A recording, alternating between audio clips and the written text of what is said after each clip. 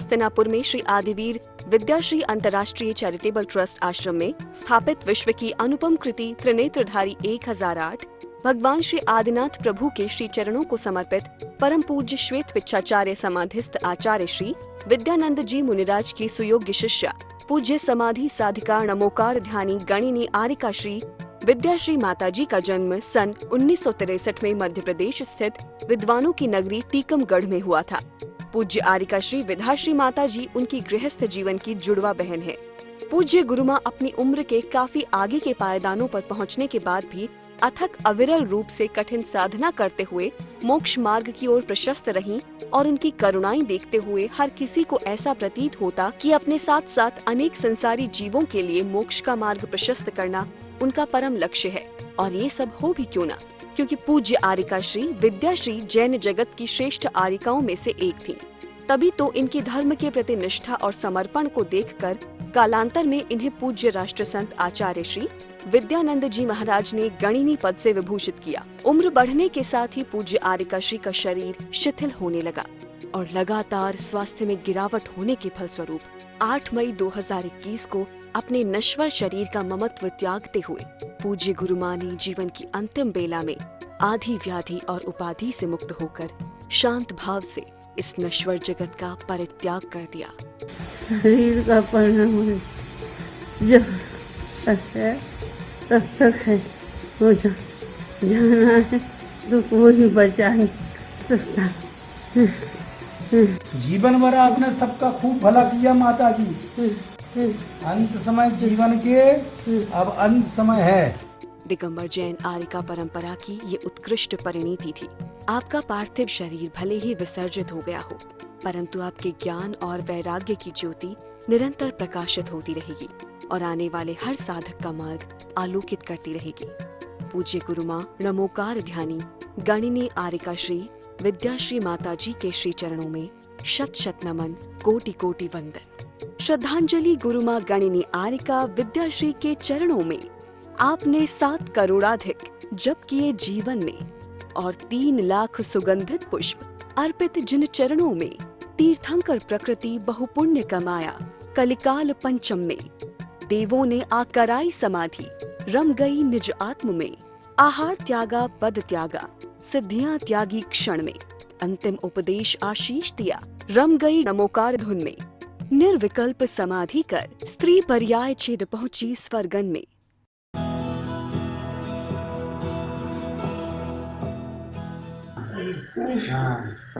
और चारों प्रकार का आहार का त्याग। ठीक है, स्वस्थ हो गए तो आहार लेंगे, नहीं तो नहीं लेंगे। ठीक है, अगर स्वस्थ हो गए तो आहार करेंगे और नहीं तो चारों प्रकार के आहार का त्याग।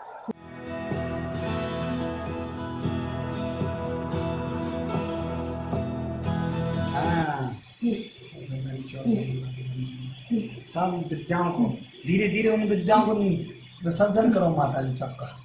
हाँ, हम कह दो हमारी तरफ से सारी विद्याओं का विसर्जन, हर प्रकार का पढ़। हाँ, सब छोड़ते हैं बाबा घंटागढ़ जी के दरबार में। हाँ हाँ,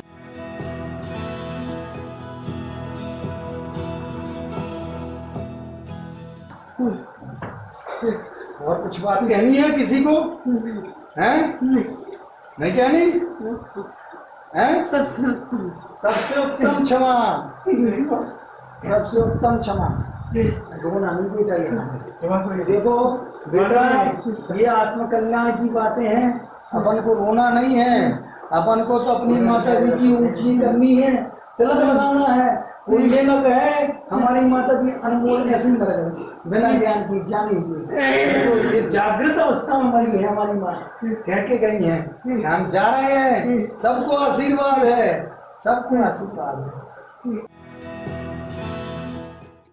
जय जिनेंद्र बंधुओं, स्वागत है आप सभी का इस विशेष प्रस्तुति श्रृंखला में, जिसमें आप लगातार देख रहे हैं तीर्थभूमि हस्तिनापुर उत्तर प्रदेश में 14वीं बार आयोजित 41 दिवसीय ओमकारमय नमोकार विधान एवं जप अनुष्ठान के दुर्लभ दृश्य। परम पूज्य आरिका रत्न विधाश्री माताजी, बाल ब्रह्मचारी जिनभक्त इंद्र कुमार इंद्र भैया जी, बाल ब्रह्मचारिणी रज्जो दीदी, रजनी दीदी, संध्या दीदी एवं सोनिया दीदी के पावन सानिध्य में आज आप देखने जा रहे हैं इस महामंगल विधान के 32वें दिन के मंगलमय दृश्य। आयोजन के 32वें दिन प्रातःकाल सभी भक्त विश्व की अनुपम कृति 1008 त्रिनेत्रधारी भगवान आदिनाथ के समक्ष पहुँचे और पूर्ण भक्ति भाव से उनका अभिषेक कर धन्य हो गए। अभिषेक के उपरांत इंद्र भैया जी ने अपनी मधुर आवाज में शांति धारा संपन्न कराई और इस तरह देव शास्त्र गुरु का आह्वान करते हुए पूजन पाठ का मंगल शुभारंभ किया गया। संपूर्ण परिसर आनंदित हो उठा और इंद्र इंद्राणी भक्ति रस का पान करने लगे। इसी के साथ कार्यक्रम आगे बढ़ गया। मधुर भजन लहरियों के बीच विधान किए जाने के भव्य दृश्य प्रकट हुए। इस तरह बड़े ही हर्षोल्लास पूर्वक समापन अर्घ्य समर्पित किए जाने के साथ इस दिन के विधान को संपन्न किया गया। इस मंगल अवसर पर पूज्य माता जी ने अपनी मंगलवाणी से भक्तों का कल्याण किया।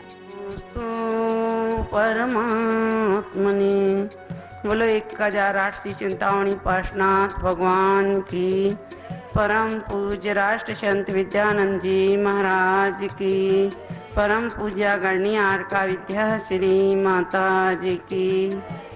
धर्म प्रेम बंधु, कल अपना चला था कि आत्मा का स्वभाव क्या है, आत्मा कैसी है।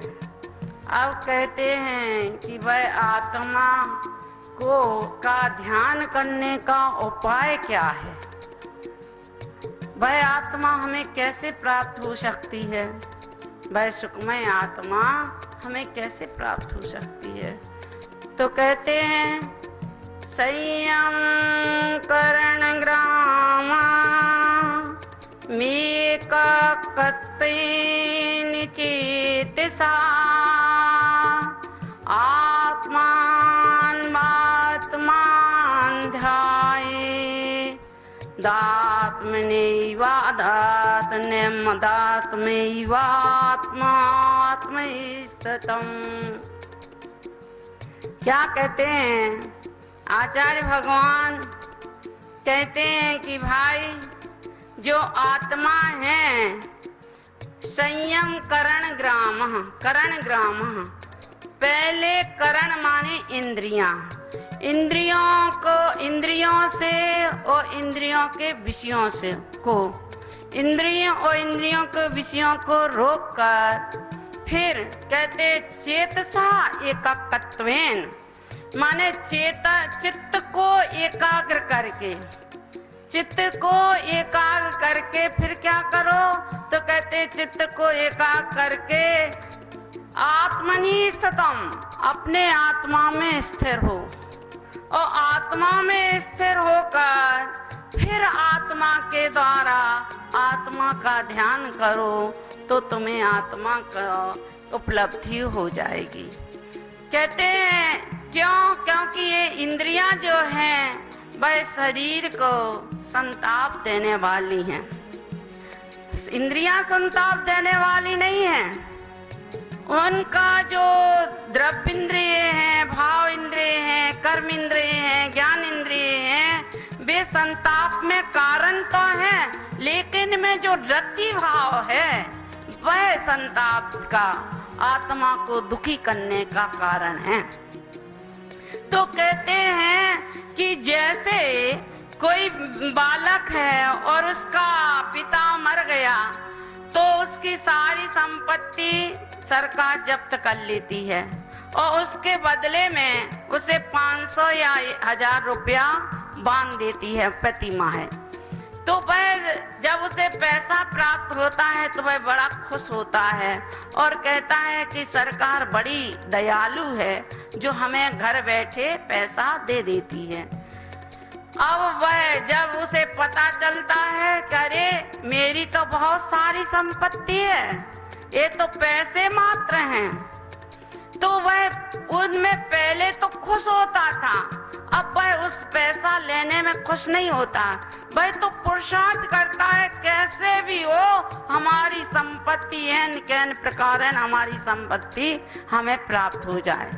जैसे मकान होता है ना, तो मकान में खिड़कियां होती हैं, तो खिड़कियां होती हैं, खिड़कियां खोल देते हैं, तो खिड़कियां से जो बाहर में आने जाने वाले लोग होते हैं वो दिखाई देते हैं, कौन आ रहा कौन जा रहा है। अब वो दिखाई देते हैं तो अपन सोचते हैं कि खिड़कियां हमारी बड़ी उपकारी है, लेकिन खिड़कियां तो माध्यम है, देखने वाला तो ज्ञान है। हम उन इंद्रियों को ही आत्मा मान लेते हैं, लेकिन वह इंद्रियां अलग हैं और ज्ञान अलग है। तो ये तो खिड़कियां तो मां साधन है, आत्मा ज्ञान स्वरूप जो आत्मा है वह जानने वाला है। क्यों? क्योंकि ये मन तो बहुत चंचल होता है, उसे तो कोई ना कोई क्षेत्र चाहिए, चाहे अध्यात्म क्षेत्र हो चाहे भौतिक क्षेत्र हो। भौतिक क्षेत्र में तो वह रह रहा है और द्रव्य इंद्रियों को वह विषय बना बना कर उनमें आसक्त होकर परिग्रह में जकड़ा हुआ है। अब उसको आवश्यकता क्या है? उसे आत्मोन्मुख करने की। जैसे कोई बड़ा बहुत सारे भवन हो और उसमें बहुत सारे कपाट हो, तो सबसे पहले कहते हैं बाहर का कपाट बंद कर दो, तो अत्यंत आंतरिक जो कक्ष होगा तो तुम उसमें प्रवेश कर जाओगे। ऐसे ही बाहर की इंद्रियों को पहले तुम एकाग्र करो, इनसे हटो, इनके विषयों से हटो, तो तुम आत्मा में प्रवेश कर जाओगे। वह जैसे इंद्रियां, जब तक वह इंद्रियों को जानता है तब तक आत्मा को नहीं जान पाता है, और जब आत्मा को जानने के लिए उसे इंद्रियों के विषयों से हटना होगा, और इंद्रियों के विषयों से हटता है तो अपने आत्मा में एकाग्रता, जो आत्मा चित्त को एकाग्र करता है, और चित्त को एकाग्र करता है तो आत्मा में स्थिर हो जाता है। तुम आत्मा के द्वारा आत्मा का चिंतन करो तो तुम्हारी संवर और निजरा होगी, अन्यथा निजरा नहीं होगी। तो उसके लिए किसकी आवश्यकता है? तो कहते उसे शुद्ध ज्ञान की आवश्यकता है। जब तक शुद्ध ज्ञान नहीं होगा तब तक तुम्हारा, कहते हैं, आत्मा में प्रवेश नहीं होगा।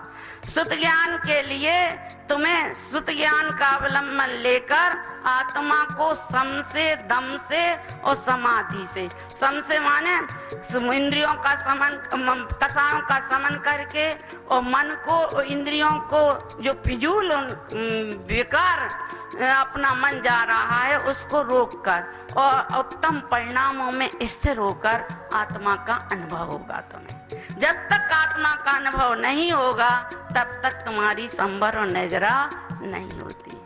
कहते हैं कि मानव को अपने धर्म पर विश्वास नहीं है, मानव को अपने धर्म पर विश्वास नहीं है, इसलिए उसे आत्मा में वास नहीं है, इसलिए उसे आत्मा में वास नहीं है।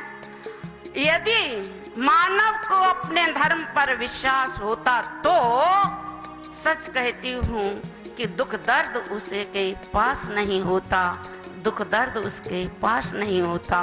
बोलो महावीर भगवान की जय। इसी दौरान परम आदरणीय बाल ब्रह्मचारी जिन भक्त इंद्र कुमार इंद्र भैया जी ने अपनी मंगलवाणी में समाधि साधिका नमोकार ध्यानी गणिनी आरिका श्री विद्याश्री माता जी की महिमा से भक्तों को अवगत कराया। माँ श्री के चरणों में बार बार नमन करता हुआ उनके जीवन के वृत्तांत के कुछ अंश आप लोगों को समर्पित करता हूँ, ताकि आप लोगों को इस बात का भान हो, काल कितना भी दुष्काल हो, समय कितना भी बेकार हो, अगर तेरे अंदर लगन है, जिन भक्ति है, तो तू निश्चित उस बात को, उस शक्ति को, उस वस्तु को जो तुझने कभी नहीं जानी हो, उस आत्म तत्व को जान सकता है। महानुभाव, हमारा सारा प्रयत्न, जैन शासन दो ही चीजों से महान है कि ये भावों को भी हिंसा मानता है और आत्मा को जानने की कोशिश करता है, और ये दोनों बात ही भवसागर से तारने वाली है।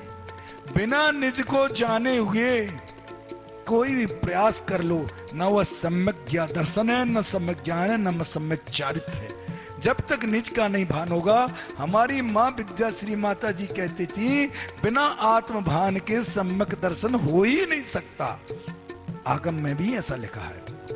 महानुभाव विद्यानंद जी ने उन्हें भरे स्टेज पर बिना कार्यक्रम के, वो तो मात्र दीक्षा देखने गई थी ग्रीन पार्क में, और उन्हें गणनी बना दिया। माँ विद्याश्री ने जब यहाँ पर तकलीफ हुई लोगों को, तो माँ ने कहा मुझे तो 1.25 करोड़ माला करनी है। भगवान ने ये भूमि खादर जो जल से परिपूर्ण थी, दलदल थी, इसमें उनने हाथ धर दिया, भैया ये जमीन, और ये जमीन आज स्वर्गारोहण हो रही है। आज यहाँ पर क्या क्या बनने वाला है। भविष्य में गुरुकुल बनने, बालिकाओं का बहुत बड़ा संस्कार छाया नाम से गुरुकुल, और बहुत बड़ी हॉस्पिटल, आयुर्वेद युग, बहुत सारी उनकी कल्पनाएं थी। उनका कहा था, हमारी माँ का ये था कि मंदिर एक होना चाहिए और सुंदर होना चाहिए, लेकिन उसमें रहने वाले, आने वाले, उससे जुड़ने वाले, आसपास समाज के ऊपर इतना जिन शासन का उपकार होना ही चाहिए कि वे तन से, मन से, धन से सुखी हो जाएं, और सुखी होने के बाद वो जिन शासन को अपने आप अपना मान लेंगे। ऐसी उनकी भावना थी। ऐसी माँ के चरणों में हम बार बार बदनामी नमन करते हैं। हे आपकी क्या सोच थी। वो चेतन में मंदिर बनाना चाहती, चेतन में मंदिर बनाना चाहती थी, चेतन मनुष्य में मंदिर बनाना चाहती थी, और धर्म में सबको लगाना चाहती थी। बोलो गणियार के विद्याश्री माँ की जय। दिन में आयोजित हुए इन कार्यक्रमों के बाद सायंकाल की मंगल बेला में मंगलमय महाआरती की गई। दर्शकों, आज की इस कड़ी में बस इतना ही। कल इसी समय हम फिर हाजिर होंगे इस श्रृंखला की 33वीं कड़ी के साथ। अभी समय हो चला है आपसे विदा लेने का। आज्ञा दीजिए। जय जिनेंद्र।